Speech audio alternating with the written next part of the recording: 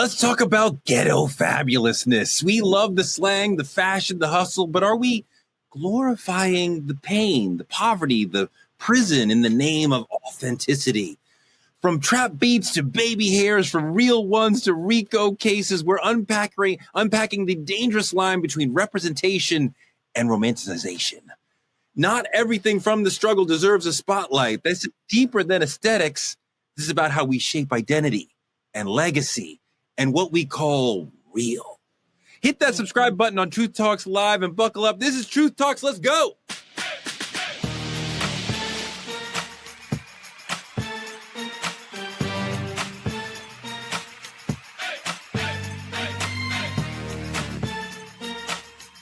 Are y'all ready to roll? Let's go. All right, Truth Tellers, it's going to be an amazing episode because Eboni K. Williams is here. Hello, Torre. So good to be with y'all again. And Gerald Griggs is back. It's always great to be with y'all. And that concludes all the reasons why it's going to be a great show. Cheyenne is also here. And Torre, unfortunately, I got to do a whole nother episode with you, your whitewashed curls, and your whitewashed perspective on things. But because Truth Talks is the Black voice, we, myself, Eboni, and Gerald, are going to do a real good job of keeping it very black with your white ass. Let's go, y'all. The blackest person you know. You better figure it out. Carnival Cruise, moving on to trending truth. Carnival Cruise Line has a new set of rules for their cruising. They've instituted a ban on the fans used in the lion dance boots on the ground. Mm-hmm. The fan clacking is a big part of a lot of black dancing. If you go to any Renaissance Beyonce show, clack, you're going to hear that. So they say that clacking sound is causing injuries in crowded areas. That's kind of weird. The cruise line has also banned Bluetooth speakers. Okay. And there's a curfew of 1 a.m. for people under 17. I don't know. That doesn't sound so bad. Carnival's getting backlash, though, from a lot of people in the community, in the black community, who are saying the new rules seem to be culturally insensitive and disproportionately targeting us. Listen to what folks on Ricky Smiley's show had to say about it. A lot of cruise lines are banning rap music. Yeah. They're banning the wobble. They're banning boots on the ground. You can't even bring a fan on board now. Mm-hmm. And it is, I don't know why everybody's scared to have a conversation. I mean, it's uncomfortable because it is, I don't think it's a black thing. I think it's a black culture thing. And, you know, we've had this conversation before where we talk about it's certain elements within our culture. We got to be honest about that. Like if you were to go to a Delta Sky Lounge, a lot of people have been to Delta Sky Lounge. Chill. If you drop that price to $29 for a Delta Sky Lounge, within a month, that's going to be a whole different experience in the Delta Sky Lounge. Yes, but a lot of people are getting tired. We have that one clip. Yeah, listen to this. They sick of y'all. And before y'all get on here talking about they racist, they hate black people. No, they hate. That's what they hate. I hate them too. Y'all don't know how to handle yourselves. Y'all get on here, get drunk, get to fighting, being disruptive, disturbing all the other passengers. Like, y'all act like y'all have no home training. Like, everywhere don't have to be a party. Some people pay for this just to simply relax. I'm with all the rules. Ban all the I'm going to say this and I'm going to get the up out of here. So I know I'm finna a lot of off with this one. I pay for my son to go to school so I won't have to deal with you garbage ass. I pay extra taxes to live in the neighborhood because I don't want to deal with you ignorant. I don't want to cut their grass. I don't want to deal with the got broke down cars in their yard. I don't want to deal with the get their trash can out the middle of the street. I pay so I can live that way. Come on. Yes. She said what I've been thinking a long time. You know how you've been thinking that, but you can't say it. No, you. This is a weird one for me, Dr. Bryant. Listen, I love my black people, but I can't outstand niggas sometimes. And that's just the truth. And I lived in Atlanta for a few months filming season 1 of True Talks. And someone said, how did you like it? I said, I actually love the black people in Atlanta, but I didn't have a good experience with the niggas in Atlanta. And there's a big difference. The scamming, the fake parking tickets that were on my car, the the conflict, the aggression that came with a group of niggas versus the Black people who were having effective conversations, who were very respectful, who were trying to show me the city and introduce different places and different environments to me. And they kept saying, maybe you were in the wrong area, Doc. Maybe. Where I lived was a great area, a great neighborhood. But point of what I'm saying is, I think that it can be a cultural sensitive piece to it. But I also think that there are some things that in using the word they're using, that niggas do, that are not always appropriate for certain environments and certain places. I mean, go ahead, Tori. The notion that Black folks don't know how to act, or some Black folks don't know how to act, or really what we're saying is ghetto or working class people are pathological and don't know how to code switch into middle class situations. I reject that entire notion entirely. I think that's a very white supremacist way of looking at the world, that there's Black people and there's niggers. You know what I mean? Like, there's certainly some people who may, like, you know, not know where they are in certain moments. But I mean, I don't walk around the world and encounter Black people who I'm always like embarrassed by. Like, I'm proud of all of us. They are. Describe that, Torre. I like, because you said there's Black people who don't know where they are in certain moments. So what are you calling those Black people? When you say nigger, right, you are no. Wait, hold on. When I say nigga, you mean hold on. When I say nigga, not nigger. Nigga. Well, that's an entirely different thing, because niggas are cool. They are my friends. I refer to people I love as niggas, and I receive that. But that's subjective. I never said niggas were not cool. What Chris Rock is talking about when he's there's Black people and there's niggers. I didn't say niggas were not cool. I said doing nigga shit is not appropriate in certain environments. You're calling it code switching. But I don't know what nigga with an A shit is. What is that? Correct. To you, it's cool. I'm not saying that if I'm in a certain environment, or if I go to the inner city, or if I'm at a day party, or if I'm at a club where they're bottle popping, that there isn't a certain type of nigga shit that goes down that most of us can't enjoy as Black people. What I'm saying is that if I am in a conference, or I'm on a cruise ship like what we're talking about, and I have my Bluetooth there and I'm blasting it at level 30, knowing that there's other people, neighbors next to me, and I don't care if it is sounding through the entire hallway, that is some nigga shit. I'm sorry. That is something that you kind of lost the plot for me, because the word, Eboni, we generally talk about niggers, right? And that we don't like niggers. About that on here. I'm like, I reject that whole notion. Like, I don't see Black people as pathological. I don't judge people from the hood as like lesser than Black people. We're not talking about a hood, Torre. We're talking about a behavior. We're not talking about, let me tell you something. You got rich niggas. You keep trying to go into a social economical space or a hood or a demographic. You have niggas who make millions of dollars. Let me explain something to you. I do very well. I went from the hood to the hills, and I do beyond well. There's still some times where I got some nigga behaviors that I do that I am able to manage and know that behavior is not appropriate for this environment. It's appropriation. Why do we as Black people have such a hard time with calling each other out, or even ourselves out, on things that are just not appropriate in certain environments? I'm sorry. I'm not going to go. Can I jump in here right quick? Go ahead. Yeah, definitely. Because we're having this conversation like this is only centralized to Black culture. Come on. And my issue with what Carnival is doing is labeling things based on culture and not banning things that you might see in other ethnic minorities or even a majority community. And that's the issue that I'm having with this. Do I agree that there are some behaviors, regardless of class or anything like that, that do not have their place on a Carnival cruise? Yes.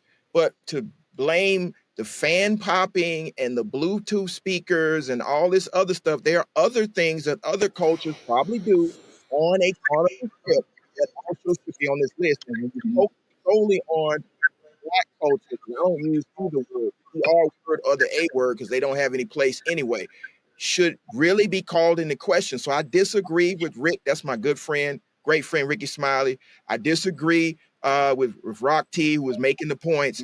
We have to drill down on the fact that, yes, there are certain behaviors that all communities do that are not appropriate, and maybe we should ban those on a Carnival cruise. But we shouldn't pinpoint black culture or something that perceived to be black culture and ban that. That's discrimination. Carnival Cruise has a statement trying to address the situation. Please know, they said, that this is not correct. Please ignore what you may have seen because of the different musical tastes and interests of our guests. We are now extending theme nights in our nightclub venues and will play music that fits with the theme for the evening, including R&B, dance and pop hits, blues and funk, Latin and soul, and 80s and 90s hits, rap and hip hop, among others. You don't need to say rap and hip hop. They are virtually the same thing in that context. But it seems like they're clearly trying to say this is not racialized at all. Whew, I just needed to breathe. This is a lot, right? And I think we all are bringing a lot of energy to it, rightfully so, because there is so much intersecting in this dialogue. We are talking about respectability politics, obviously. We're talking about generations long, centuries long racialization of Black culture and Black behavior. We're operating under, I think, an auspice and a long-held mythology that says we can behave ourselves into being humanized as Black people, which most of us know to be false. And then I guess I'll start with where Gerald took us, which is my greatest beef. And I totally disagree with Ricky, and I disagree with the Chris Rock premise. And I don't think anything is subtle about his white supremacy, as I've said publicly before. That is when you say, as I saw him say in his most recent stand-up in New York, that your house valuation is depreciating because too many Black folks are moving into your neighborhood, as somebody who just went through a very difficult underwriting process, buying, by the way, on 122nd Street, one of the only Black people in my current building, I have a serious motherfucking problem with it when we are addressing a national wealth gap conversation in America. But I digress. Here's my issue. When we talk about shit, okay, we never talk about white behavior. I'm specifically talking about white behavior because sometimes it'll creep into Latina behavior, right? Sometimes, you know, if they're congregating amongst themselves as a Latin community and they got the music, we might feel away. Sometimes Asian people, but we never ever demonize, criticize, or hold any critique around if they were blasting Journey, for instance, on a Carnival cruise, or they were blasting Taylor Swift. Correct. So this notion of inappropriate behavior only conveniently seems to show up when it is Black folk participating in it. And that is my ultimate problem. So no, personally, I don't have a distinction between Black folk and them, because it is too obvious to me, okay, the very historic nature of, you know, and I don't police other Black folks' use of the term. So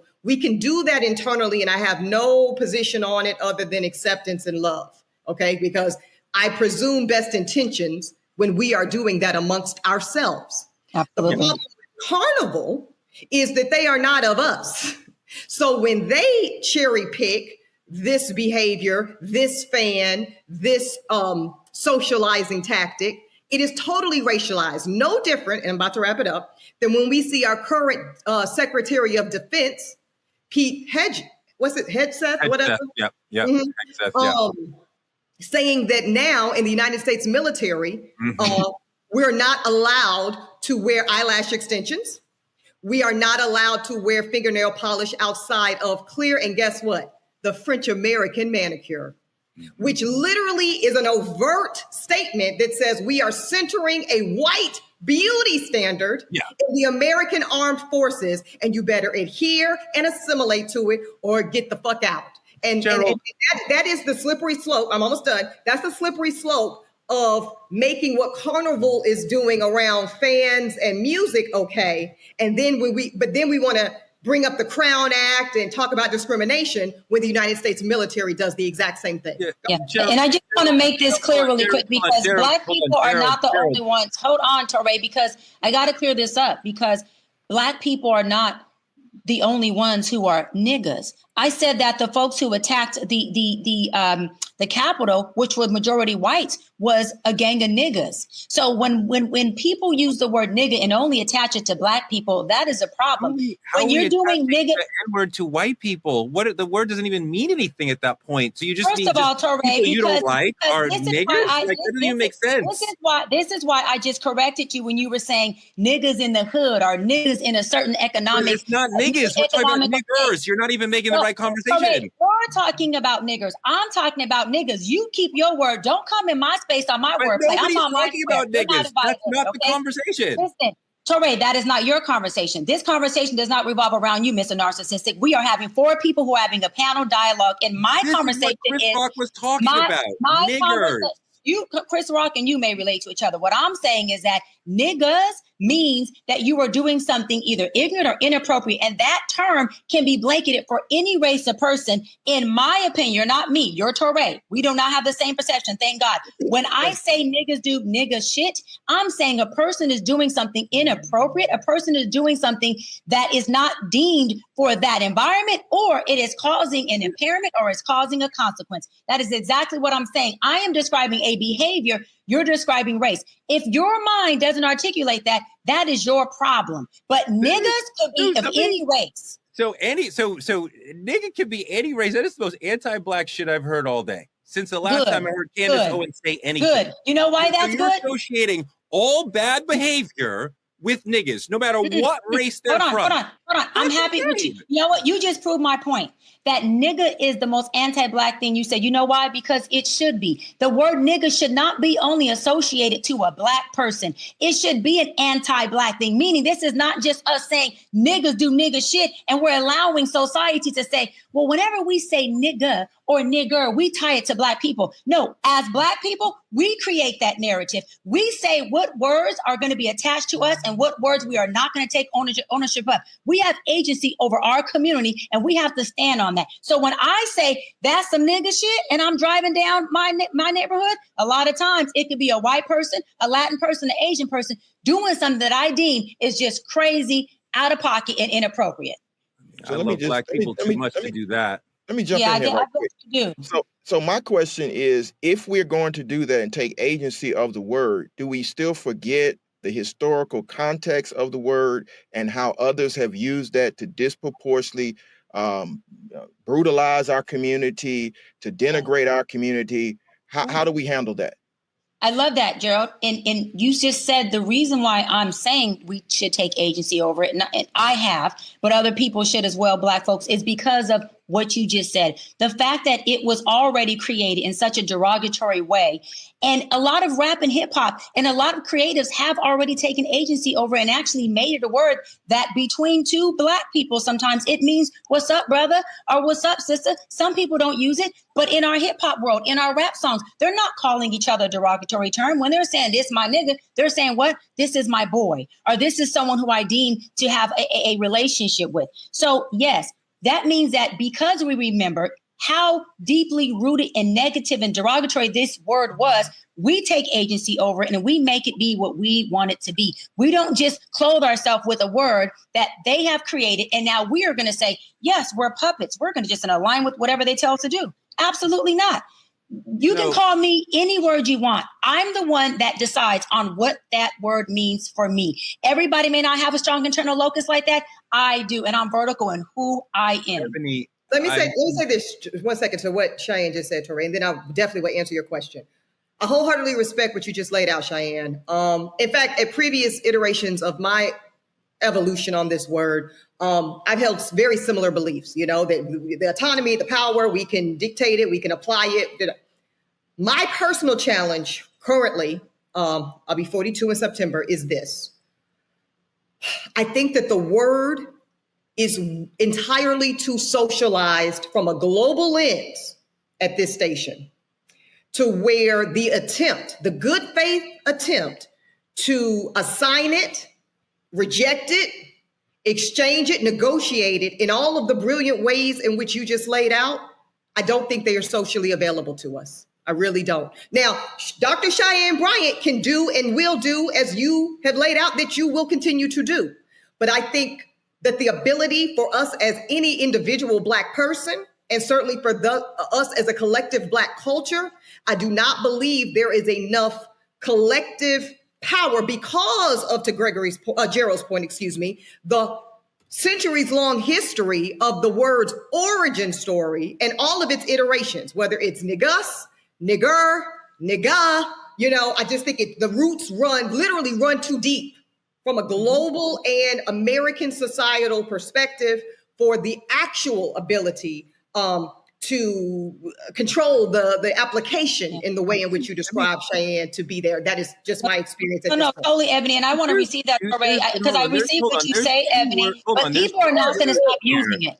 I know Teray just going over top. People are not going to stop using it. So since they're not going to use it, we need to make sure that since our community is not going to stop using it, because what I say, Ebony says, Teray or Gerald says, then we need to make sure that we are in front of it, that we are taking agency over it, that we are making sure we're defining it in the way that we want to use it. There's nothing we're going to say on True Talks or any platform that's going to make our community say, we're just no longer going to use the word nigga. That's not realistic. So because of that, we have to be able to join our people, meet them where they are, have them meet us where we are, and say, let's create this word so that it is going to be used in a way where we have agency over it. So there's two different words, and we're trying to conflate. Please don't backpedal on this conversation. And nigga with an A and nigga with an R are different words. They mean different things. They're applied in different situations. I have experienced, as you alluded to, so much love, especially coming from Black men, older than me, using the word nigga. I have experienced so much anti-Black hatred within the community around the word nigger. And I reject the whole notion that there are some Black people we should be embarrassed or afraid of or are ruining it for the rest of us. There's no Black person who could set us back. That's the entire notion is ridiculous. Nothing of my conception of Black people is changed by anything that people who you might say are niggers would do. I still love Black people no matter what any individual Black person does. Nobody can take us back. Nobody can embarrass me. So, there's the whole notion of niggers as Black people who embarrass us is completely bizarre to me. And it's incredibly anti-Black. And I just can never participate in the notion of there being Black people and niggers. It's so reductive and white supremacist. But you say nigga all day long. You say nigga on True Talks. You say nigga this, nigga that. But you don't want to play in. You don't want to play in the white supremacy or the white. But systemically, you use the word more freely than anybody on this show. Nigga, you Dimitri. You know how many times you call Dimitri? What's up, nigga? Or nigga, please. You're the main one who uses it. Is there an internal? Do you have an internal struggle or an internal struggle between your white supremacists that you are unaware of and the Blackness that you're trying to portray on here? Because you the main nigga that use the word nigga all day long. You the main one. I just don't understand how you have 6 degrees and they're two different words. You the main one. Nigga, you the main nigga, nigga. You the main nigga, nigga. Now what? You the main nigga, nigga. You have a lot of divisive words. Because you have a divisive internal compass that 1 minute you're talking as though I'm this Black scholar. You do understand that they're two different words, right? They're two separate words. We use them differently. You don't understand that. I have been talking about nigga with an A this whole time. You keep going back to your own internal compass of conflating the two things. You keep going there. Bizarre, Gerald. Okay, it's I'm talking to somebody who cannot intellectually comprehend what I'm saying. We're moving on because the main nigga Teray is doing nigga shit and not taking accountability. Move on, nigga. Move on. I love doing nigga shit. I do that all day long. Gerald. That's my main pocket. That's where I want to be. Gerald, the main one. Does not understand the main nigga who uses nigga got a problem with niggas. And I said niggas just do nigga shit. Move on, Teray. I just want to know, is this... Why do I feel like I'm in a... I'm about to pour myself a fucking drink. Why do I feel like I'm in a rap battle with Biggie and Pop? And y'all hitting each other up. This is wild. I got to pour a drink, Gerald. Ebony, I need a drink. You got your Remy Martin over there? Okay. Remy Martin, but this tea. I could have got this Kettle One, right? I could have got this great, but I didn't think it was going to suit the moment. Oh, you could have got some Hennessy. And Jack and Coke. Jack and Coke. Where's Wait, the Hennessy? no, is this uppity nigga shit? What is this? It might be. It might be. Ace of Spades. It might be. Ace of Spades, girl. Leave it up to Touré. It's a nigga with an A. It's not the nigga with the R. Leave it up to Touré. But I want to say this on a positive note, Touré.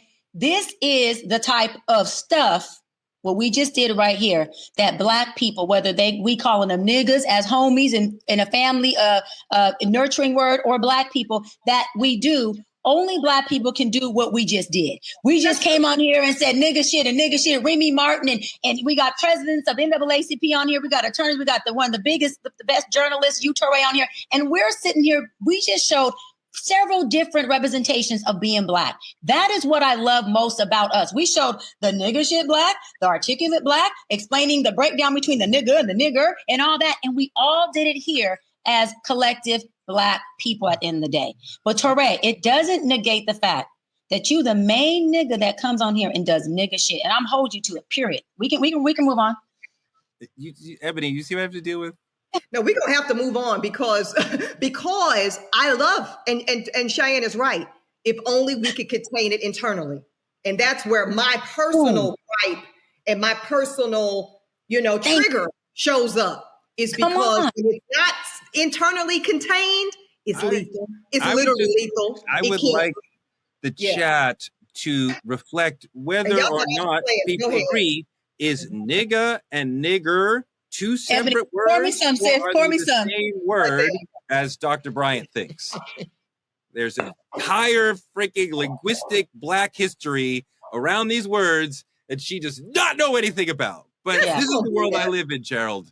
Yeah, Touré's a Black scholar, and he's a Black scholar, and the number one word on his word list is nigga. That is so confusing, conflicting. Yes. He has an African degree, but his number one word, Gerald, is nigga. What's up, True Fam? It's your girl, Cheyenne, and yes, season 2 of True Talks is here, and we are turning up even higher. Yo, it's your man, Touré, the newest co-host on the set, and I'm bringing heart, heat, and hard truth every night. And we are keeping it all the way fire. Ain't no filters, ain't no fluff, just straight facts. Y'all know how we do. So stop scrolling and pull up to our YouTube at Truth Talks-Live. Like, subscribe, and smash that bell. And after you do that, join us because we go live weeknights at 8 p.m. Eastern on all the coasts, wherever you are. From culture to controversy, we say what everyone else is scared to say. We talk truth. Season 2 of Truth Talks. Let's go. Because this time, we ain't asking. We're taking the mic.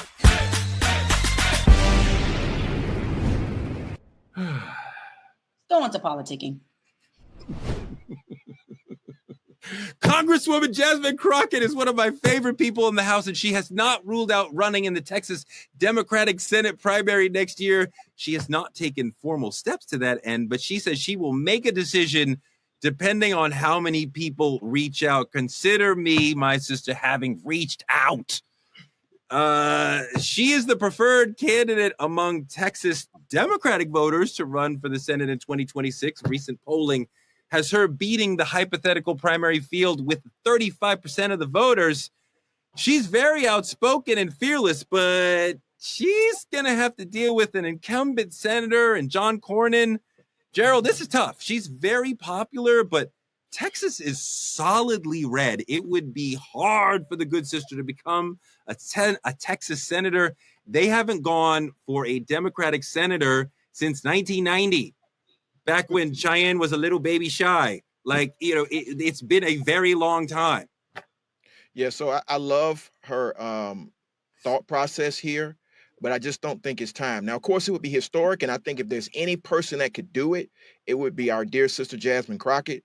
But given the politics in Texas right now with the gerrymandering and the voter suppression, I don't see a pathway for her right now. I would love for her to serve a few more terms in the House. She's become a leading voice in the House, speaking truth to power, both apologetically and unapologetically. And so I think she'd be a great candidate. But clearly now, I think her voice is needed in the House until they deal with the voter suppression and the gerrymandering and the attempts to subvert Black voting power and Latino voting power. So I think she should stay in the House for a little while. Gerald, in a state like Texas, in a Senate race, there's no gerrymandering, right? We both know that. But even if we do things straight up in Texas, it's very hard for a Democrat to win statewide office, right? It's been a very long time. There's just so many red voters there, Republican voters. Can I push back on that? And I know you directed it at Gerald, but here's the thing about that thinking. People say that about Louisiana, and they just had a 2-term Democrat governor. So I think that it's time that we dismiss this notion that any state, and I'm not saying you're saying this, Torre, right? But I just think this is just a moment of reflection, right? That we should have, that we no longer look at any state, not Georgia, who went blue for Biden, that many people said was the impossible, not Louisiana, who had Governor John Edwards for 2 terms. There's just no such thing as a state that is too red to turn. I don't believe in that anymore. Well, okay, that's fine. You mean You mean that's an accurate point? Let me help you out. No, that is a fact-based, accurate assessment of the American political landscape. Great job, sis. No problem. No. Unicorns are real. But it's cool. I love you. I still love you. But hold on, Gerald. Drunk her Remy Martin. Please don't mess with a sister on Remy Martin. Let that sister. Because I might have to go on some nigga shit. No, I'm just playing. I'm just playing. Oh, man. Wow! But Let me in the system. Wow. But to follow up on what Eboni is saying, and I agree with her, my only concern is, being in Georgia, being in the South, and of course, Texas is a part of the South, they pull some tricks in all these elections. And I don't want to see a sister as powerful as Representative Crockett have to endure that until we have fixed the issues of voter suppression. So she has a clear takeoff. Gerald, we both know that voter suppression has not yet actually changed any election, that Republicans have tried to use that to implement voter laws that are problematic for us, that keep us from voting, but they have never actually shown an election where voter suppression made a difference. But where I want to get you to comment on, did you not see the election in Georgia in 24? No, come on. I want to get you to talk about this.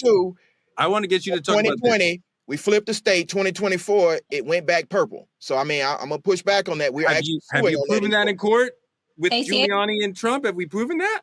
We will. It's on the docket. You will. But you have not yet. So we still haven't proven that there was an example of voter suppression making a difference. And I think the good sister has a problem that goes beyond any potential conspiracy theory. She's in a red state. But here's the thing I wanted to get you to talk about, Gerald. She's made a lot of her name by attacking Democratic leaders. And she calls out Leader Jeffries. She calls out senators. And she's been one of these people who's saying the Democratic Party is not doing it right. We are not in a wartime mode. We are too pacifist, and we need to have new leaders and be more aggressive. So do you think that some of Jasmine's Democratic colleagues might say, I don't want to support her because she's been attacking me and the leadership? I think so, but I don't think she cares about that. I think she's a new voice that's powerful and strong, and she recognizes that many people in the political system view the Democrats as weak, and so they need to be strong. And if somebody calls them out for being weak and their response is to be even weaker, that's on them, not her. And so what I'm just simply saying is, I don't want her to waste her political capital in a state where they're going to do some nefarious tactics to keep her from being a senator, where she can continue to lay the groundwork to make it a lot easier for not only to elect her a senator, but to elect more minority representation in the state of Texas. Because again, even though the state of Texas is ruby red, it's a majority minority state. Eboni, let me couch why I disagree with what Gerald said to you and get your response. Jasmine Crockett has made herself a big Democrat by being critical of other Democrats. That has brought her a lot of attention and a lot of money. She's one of the most famous people in Congress. That means she can go to other districts and campaign for people in their district and help them. So when you have the power to help other people in their elections, they don't care that you dissed Hakeem Jeffries or whoever. I can help. So she's one of the few people, one of the few Dems in Congress who's in power to help other people because of the brand that she's created. Well, I want to also, yes, and in addition to just internal party critique, she's also been one of the most outspoken and effective voices critiquing Trump and and doing more of, as Gerald said, what even Barack Obama came out last week and said the Dems need to do. Stop acting puss and step the fuck up. So I think that both of those messaging tentacles have been very effective for Jasmine Crockett. I guess this is what I would say about her running for Senate. I don't disagree that it might appear premature and maybe she wouldn't win, but I think that people can run for reasons other than necessarily winning, right? And we all agree, for raising profile, raising fun, I think she's young enough and I think she has enough political capital that I think there is such a thing as kind of staying stagnant for too long. Hold on to your curls on this one, Torre, because I'm about to name a Republican. Okay. I think somebody like Chris Christie is a perfect example of a politician who missed his moment.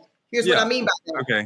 You know what I'm saying? Okay. Yeah, you were so scared to kind of take it up. But when you were, when he was big in his own party around the town halls and the this and that. No, but you were pussy. You were scared of McCain. You were scared of Romney. And you let the party sit your ass down, and now you can't get nothing nowhere. So I do just want to cite the cautionary tale of not spending your political capital at an opportune time. I want to wrap this segment, but I want to say one more thing. I interviewed the good sister in Brooklyn a couple months ago, and as a person who thinks a lot about Black linguistics, when she said to Marjorie Taylor Greene, "You're a bleached, blonde, bad-built, butch body," period, I was like, no, that don't sound right. Like, it's like, I can hear there's another word that you meant to say. And I'm like, she meant to say, to punctuate that with bitch. That's how we do it when we get an invective going like that. And when I asked her, I'm like, I know that you would not say the B word on the floor, but was that in your mind? She said, yes, of course. That was actually the full phrase in her mind, which I'm like, yes, that would make perfect sense to me. All right. But you have to remember that we finished the phrase for her, specifically the folks here in Georgia. Thank you, Gerald. Wow.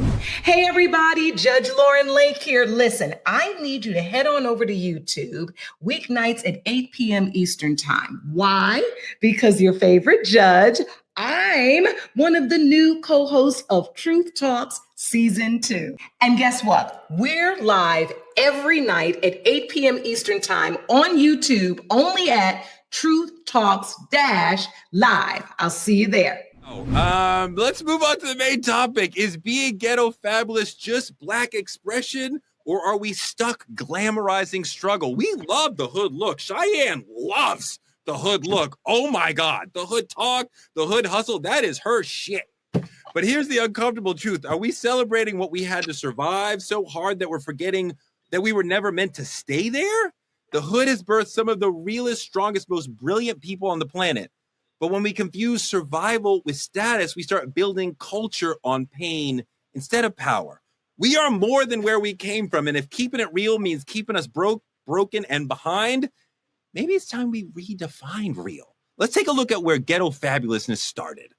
My name is Misa Hilton. I'm a fashion stylist, designer, image consultant, life coach, and entrepreneur. And I want to give a shout out to all the beautiful women for Women's History Month. I discovered my passion for fashion and styling very early. As a young girl, I was a girly girl. I was into clothes and eclectic looks. I would daydream about fashion. As you know, back in the days, there were no music videos. Rap came on Friday and Saturday, and that was it, Mr. Magic, right? And I would visualize looks and clothing that I would wear, at the parties, not the club at the time, at parties, dancing to, these songs. And I would also think about what I would want the artist to wear. Isn't that weird? That was before music video time. So music was a big inspiration for me. Love to see Misa Hilton. Yes, she's got Puffy's first child, but this is a very important and influential stylist within the culture.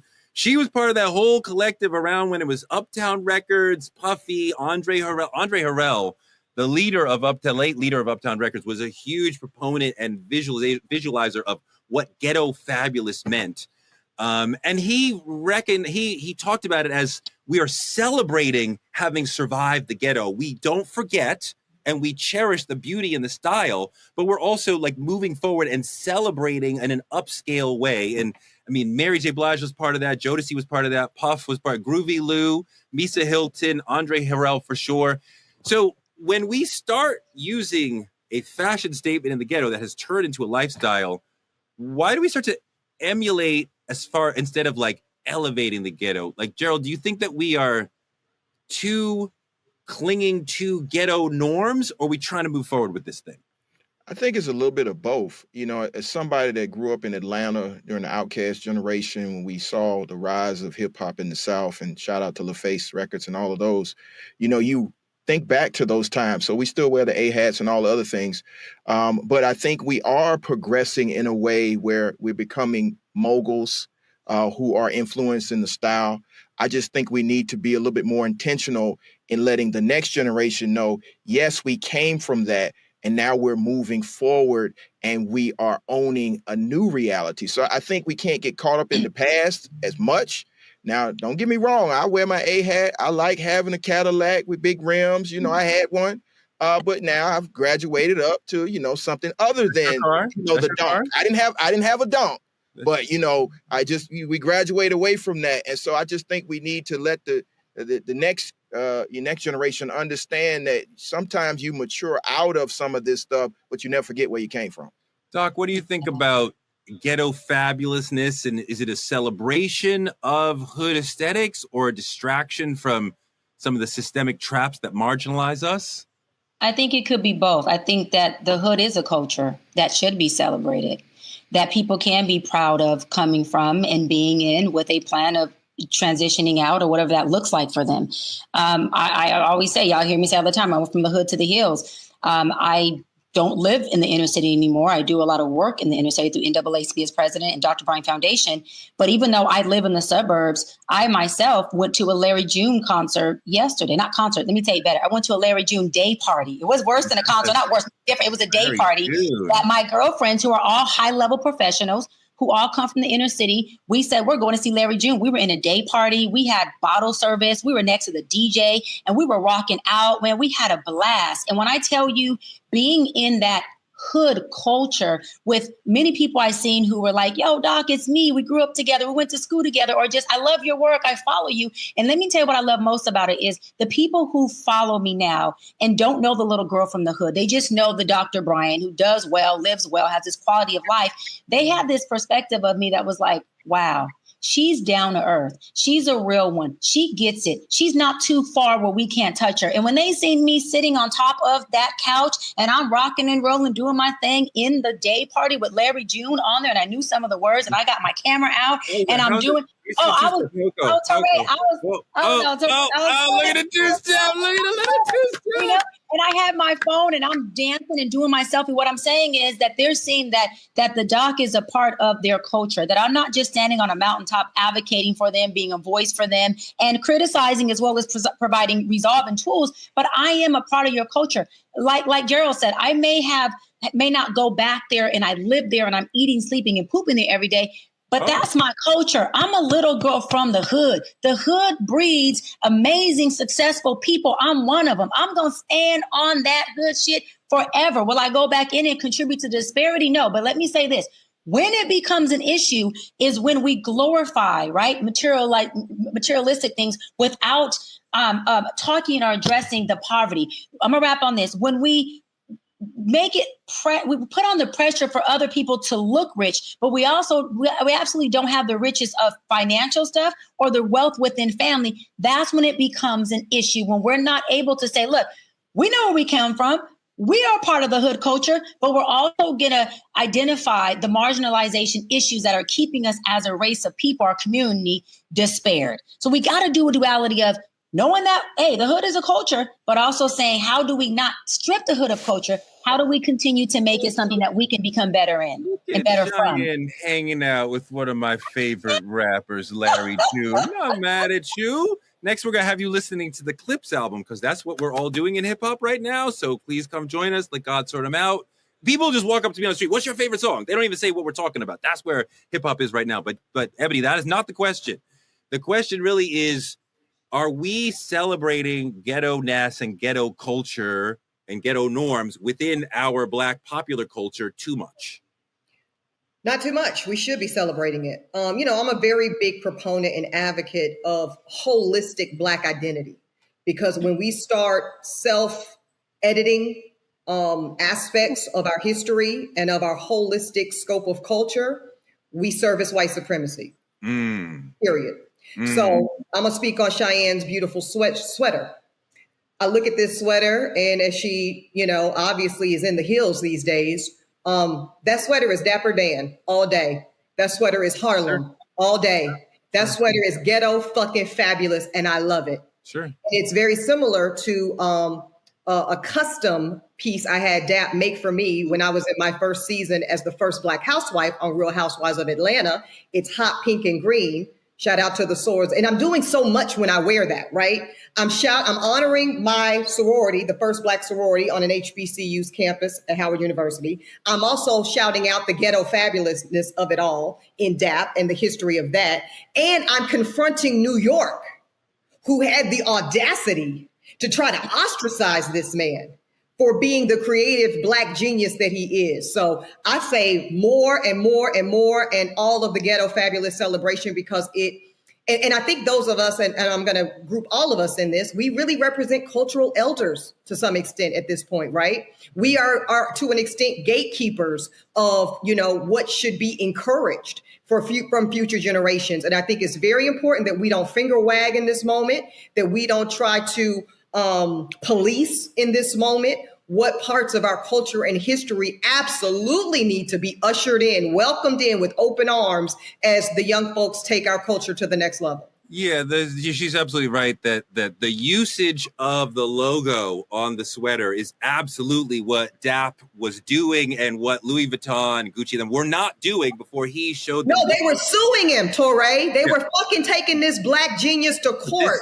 But this is absolutely the aesthetic that he introduced to them, that he showed them would work for their stuff. Gerald, have we been hoodwinked into thinking hood rich is enough? That's real money. Like, it seems like the younger generation sometimes wants to embrace hood culture rather than aspire to something higher, like, say, a Will Smith mansion in Beverly Hills sort of existence. Well, I think we don't do enough to educate the next generation on what Ghetto Fabulous can lead to. And the first thing that comes to mind when I think Ghetto Fabulous, from being able to move from the hood to the suites, is Master P. And so when we having that real conversation, you can remain true to where you come from, but you can elevate the culture to ownership. So we got to make sure we are instilling in them, this is an entrepreneurial spirit that gets it from the mud, but you can't always stay in the mud. You got to elevate the mud till it becomes dirt and red clay. Shout out to the South. But, we just got to make sure people understand we came from this.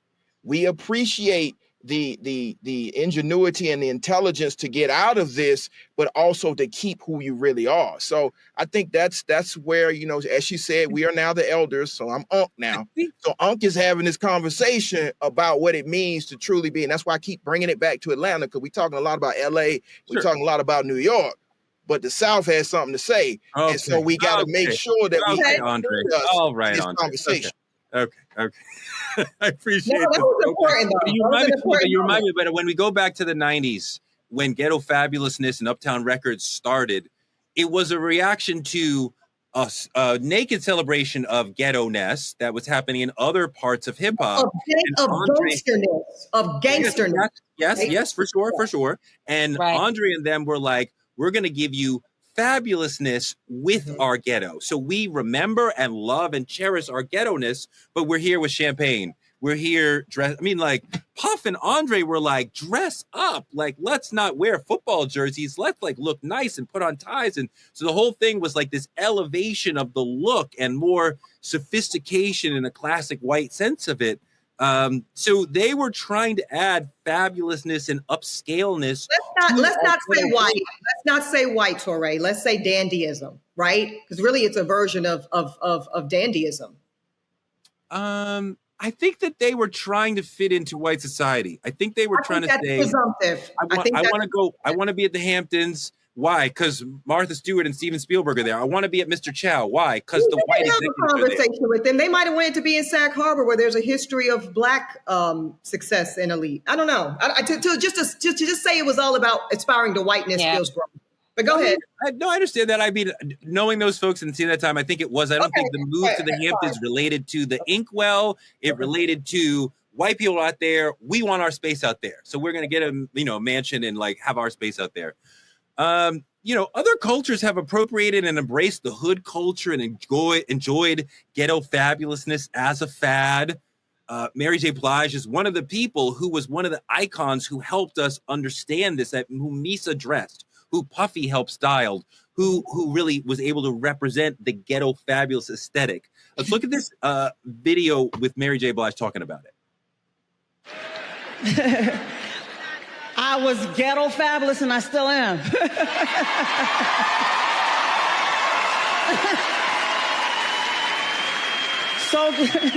So ghetto, so fabulous. And people were threatened by that. And now everybody want to be ghetto fabulous. Yeah, I mean, I see like Mary retains the hood inside of her, but she's here in a, $10,000 Versace dress or whatever. And like, she's trying to move to the next level in all these other ways, but she don't forget, right, Gerald? She don't leave it behind. Like that's part of her. It's part of like, we respect and love the hood, but we're also moving forward. Absolutely. Yeah, but go ahead. Go ahead, Gerald. I think that was to you. I was just going to say, like, Nipsey Hussle back to LA said, the hood culture is in you. It's not on you. And so it's not something that you walk in a room and say, I'm going to put this Louis Vuitton sweater on and then I can just encompass the hood culture. No, another woman could put this on who has no type of hood affiliation and it doesn't make her the hood or cultured woman. I can put on a completely three-piece suit. And the little girl, Cheyenne from the hood, is in me. And she comes in every room that I step in. And I don't leave her hanging on purpose because she represents every little girl who's still in the hood, every adolescent or woman who's still in the hood who's saying, you know what? Love it here because these are my roots, but I am trying to elevate, like Gerald said. And I represent both of those. And so that is why no matter how far I go up, I try to make sure that my boots stay low enough so people see themselves in me, meaning where I came from, and see themselves in me as far as where they can go. I never want to allow what I become to not get another young girl out of the hood like I was privileged to do so. And I didn't have anyone in front of me. I had to bear crawl and figure it out. I'm the oldest of 7. There was no one ahead of me. My parents were 16 years old when they had me. I want to make sure another little girl, little boy has an easier way out because of looking at a Dr. Bryant. Eboni, and so that's important for me. Eboni, there is an important value in breaking the cycle of hood culture, right? And trying to move us forward a little bit. And sometimes people are like, perhaps there's some accountability the Black community should have for, prioritizing hood culture over college culture. You remember, I'll never forget Chris Rock's joke of, oh, you have a master's? Well, you my master? Which is like, reject your education. I don't care what you have to say. What do you think about that? Isn't this the same episode where I poignantly named the white supremacy that so obviously comes out of Chris Rock's mouth? I think so. Anyway, I guess I think that there is not really a distinction between hood culture and college culture. Because as Cheyenne just said, as somebody who was on the street corner selling books of food stamps for cash, free lunch kid, whatever. I don't know that people would necessarily look at me and be like, oh, Eboni K. Williams is a hood kid. But I mean, by standard definitions, I am, now that might be shocking to some. And again, making Cheyenne's point, you don't have to wear it. You don't have to speak in a vernacular that necessarily establishes it. It's your origin story. It's the blood that flows through my veins. It's my DNA. It's the chromosomal makeup of my existence. And Liberty is it's a part of her progeny, right? So although she'll grow up, in the hill, literally Morningside Heights, footsteps away from Columbia University, the Ivy League of it all, the progeny, the legacy of the hood of the poverty line of Black America is right there. So to me, it's like we tell this story together. It's an arc. And it's when we start bifurcating and the college over here and the sorority here and the this over there is some bullshit. I can't let this show end and not acknowledge who Andre Harrell acknowledged as one of the godfathers of ghetto fabulousness, which is Michael Joseph Jackson, son of Gary, Indiana, who first gave the champagne music in Off the Wall. In rock. Yes, sir. Yes, this is what Andre said. I'm not making this up. Andre said Michael showed us how to put on the white suit and move on, but still put on the Crip bandana and still always tether it back to, you know, the authenticity of the history of the Black American experience. So I think it just all goes together. Yeah, and I want to say, you know, I think it was Sway. I was on Sway in the morning, and he said, Doc, every time someone asks you about being a product of your street father or a product of the hood, you speak about it with so much pride. Hold on. My story of being a little girl from the inner city is not a story of victimhood. You damn right I'm proud to be. It was an absolutely privilege to grow up in the hood, to grow up in the city, to grow up on the block, to grow up as a product of a father who was a street guy, who had street money. That experience isn't an experience that people get. It's an experience that they watch on BMF, that they watch on other shows on the Shy, that they read in the book. People are not privileged to get that adversity. They're not privileged to get that experience and be well-rounded and walk in rooms and say, that is exactly why I'm vertical and who I am. Because the shit y'all talking about, the things you saying about me, your feelings towards me, if you think that is going to touch what I've experienced growing up, y'all couldn't break me if you had a whole damn bulldozer from growing up in the inner city. Like the Bible says, it was good for me that I was afflicted, because those afflictions have allowed me to stand in rooms and be vertical and not waver and not shift and be on my square, 10 toes down, and know exactly who the hell I am. But when you got people who don't grow up in that type of adversity, they are searching for the identity. They are figuring out, can I hang in this? Am I flexible enough? Do I have backbone? That ain't a question that you got to ask me. That's not a question you're going to have to ask my babies. And that ain't a question that I see my father, my mother, or my grandparents have to ask themselves, because we grew up in wealth called family, and we were damn sure in the hood. And I would never want to erase my history of growing up in the hood. It is the reason why I can even, I'm gonna wrap on this. The reason why I can so much enjoy and be so grateful the wealth and being in the hills and my mansion and my multi-million dollar success is because the hood is why I can so much be grateful for this and not take advantage of it and use it as a weapon towards people, but understand how much of it is as a tool. Because there's people in the hood right now who we cannot make feel bad about still being there, who want out, who are just trying to figure out, what does that look like? What is a pathway? Who do I call? What's the resource? And for those people, I want you to understand because I'm a manifestor with you, when you do make it to wherever you want to make it, listen, because of your adversity, because of your hood, you are going to be able to be in gratitude much more than anyone who's always had it their entire life. Gerald, Black culture sells. This is part of what we're talking about with Ghetto Fabulous, and it's a way of articulating a vision, an aesthetic, and then selling that to the people. We're often appropriated all the time. How do we turn the cultural pride that we're talking about that manifests as Ghetto Fabulousness into real, actual power rather than having it flipped into Black exploitation? We need to make sure that we own the brands that are exploiting this particular area of our culture. We need to make sure we monetize through ownership. And so that's what I want to impart in individuals who have the grind, because again, to get out, you got to have a different type of grind to get out. And so what I want to impart in them is the ability to monetize what they see every single day. Because again, everybody understands that the culture comes from the mud. And so once you understand, okay, this is how I can monetize this, I need to make sure it flows back into that community so we can now uplift the entire community. So we're not just talking about 1 or 2 or 3 people made it out. We've uplifted the whole community. And now we don't have to worry about the next generation glorifying that particular lifestyle. We've uplifted the entire community. Ghetto Fabulous. This is an amazing aesthetic within Black culture that I was privileged to watch from its infancy. I think it's about celebrating the ghetto and saying, let's move forward. And we look at people like Mary J. Blige, Jodeci, even early Bad Boy stuff. They are celebrating the rise up from a poor beginning to become people who everybody is looking up to, who are classy, who are fabulous, who are doing it big. Just like Dr. B sometimes. That's all we have for tonight. Thank you for all the super chats you got coming in. Like, comment, and subscribe on our YouTube channel at Truth Talks Live. Don't forget to support Black media at Cash App Truth Talks Live, or use any of the links on your screen to help support our show so we can continue to argue with Dr. B again.